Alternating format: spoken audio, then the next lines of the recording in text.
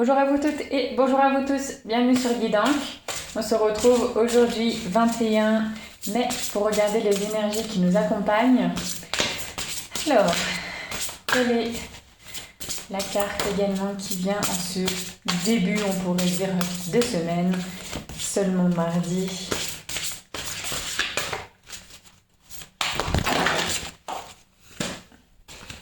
Alors, eh bien, enfant des épées. Voyons voir. C'est Pinocchio, ça, non? Alors, oh alors, bon, un autre. Ah non, avec le bateau, on dirait Peter Pan. Bon, écoutez. Alors, qu'est-ce qu'il nous dit? Oui, parce qu'il y a toujours un rapport avec l'auteur et tout ça, hein, c'est tous les contes. Il est juste trop drôle et très magnifique à tirer ce jeu. Alors, les épées. Donc, en haut, on a un bateau, nails, glue, donc des choses qui viennent coller, qui viennent scinder des objets, qui viennent voilà, réunir, je dirais scinder dans le sens où quand par exemple on met une résine quand on construit quelque chose en bois, ben voilà, ça bouge, ça bouge plus à moins de le faire exprès. Ensuite, un instrument de musique, un doudou. Intéressant, on a un poisson dans l'eau.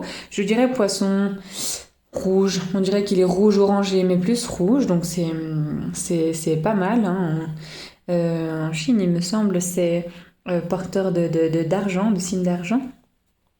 Alors, en tout cas dans le Feng Shui de ce que j'ai appris, nous avons donc des objets pour construire, une bougie, une lanterne, donc on s'éclaire, et puis on met le doigt sur quelque chose. Quelque chose, c'est nous, et plus précisément sur le nez. Et vous voyez que le nez est très très long. Donc là, on pointe quelque chose, je dirais, de nous, qu'on a renié, qu'on a menti et qui revient un petit peu dans cette pièce assez sombre, qui revient un petit peu à la surface. Peut-être qu'on prend les choses en main vis-à-vis de nous et qu'on affirme quelque chose en grand jour qu'on a renié. Cette notion-là avec en fait le nez qui est long, c'est pour ça que j'ai pensé à Pinocchio, mais voilà, de mentir et tout ça, et son nez qui s'allonge, et là, dire que c'est voilà, c'est pointer le doigt dans le miroir, et en plus de ça, quand il pointe, le miroir se fissure. Vous voyez que voilà, c'est cassé, donc peut-être aussi, et ça ce serait génial, on a fait un travail sur nous qui a fait remonter quelque chose, voilà, de pas forcément agréable, mais sur lequel on a mis le doigt, sur lequel on ne veut plus, on brise les choses, on brise le silence, on fait remonter des parties de nous, ou alors simplement une partie qui s'autorise à remonter pour qu'on puisse travailler après dessus, qui n'était pas forcément agréable, et voilà, aujourd'hui on arrête peut-être de se mentir. On essaye d'être un peu plus léger, hein, cette notion de plume, d'envol et tout ça. On a la notion de la lumière, donc on s'éclaire, on éclaire les choses sombres, on met la lumière sur quelque chose.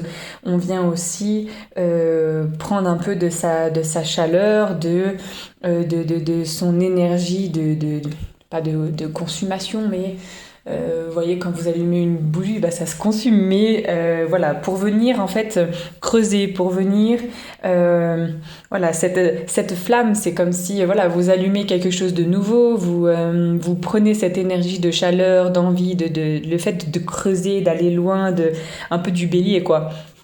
Et d'aller chercher vraiment ce qui fait que vous avez mis le doigt sur ce miroir et qu'en fait il s'est brisé. Alors, est-ce que sur vous-même, vous êtes, comment on peut dire ça? On pourrait dire convaincu de quelque chose, mais en fait qui ne vous convient pas. Et puis, de l'avoir affirmé dans le miroir, d'avoir dit bon bah voilà maintenant c'est hors de question, c'est plus comme ça, et d'avoir paf touché le miroir, bah, ce qui fait que ça se brise et puis vous avez mis le doigt sur quelque chose qui peut-être vous empêchait de partir, qui vous empêchait d'être vous, qui vous voilà une face cachée un petit peu qui en fait voilà, vous embête en fait plus qu'autre chose, hein. Quand on regarde le miroir c'est juste refléter, ça se trouve, nos propres défauts. Enfin, c'est pas ça se trouve, c'est voilà, refléter nos propres défauts. Et puis, bah, on a toujours quelque chose à dire, il y a toujours quelque chose à travailler, je dirais.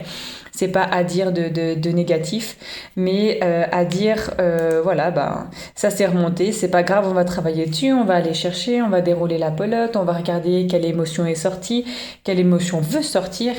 Et puis, ben, tout ça, voilà, c'est pas. Il faut accepter ou pas, c'est vivre ses émotions. On peut hurler, on peut pleurer, on peut casser des choses, on peut briser, comme là, le miroir. On peut voilà, être dans tous les états, mais pourvu que cette émotion sorte, pourvu qu'on se réconcilie avec la situation qui nous embête, qui était enfouie, qui nous empêche, comme j'ai dit tout à l'heure, de partir. Et pourquoi je dis ça? Parce que en haut, à gauche, à gauche, vous avez le bateau. Le bateau est complètement mis dans un coin. Il n'est pas du tout exposé, il est dans un coin, je dirais, de votre tête.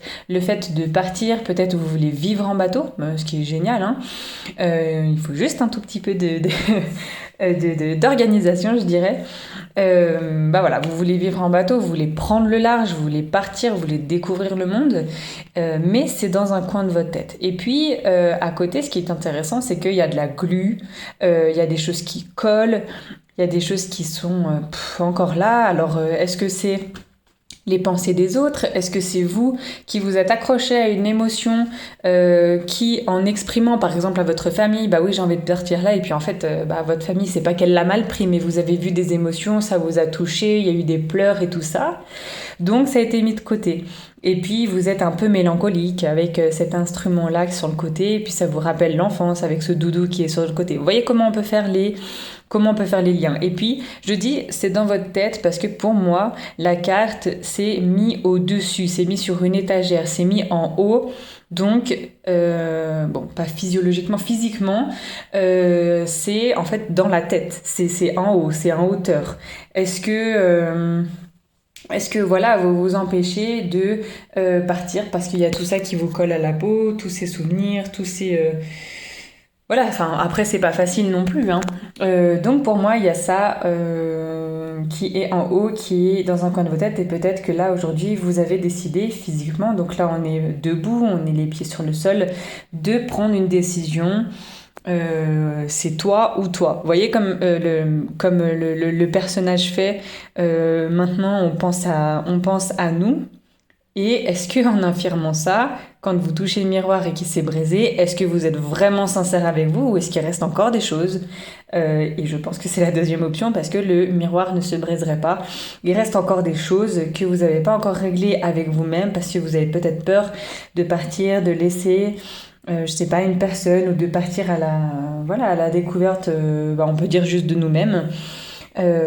Pourtant, vous avez des signes assez évocateurs. Le poisson rouge dans l'eau, ensuite l'instrument de construction, justement, où on peut reconstruire quelque chose, hein.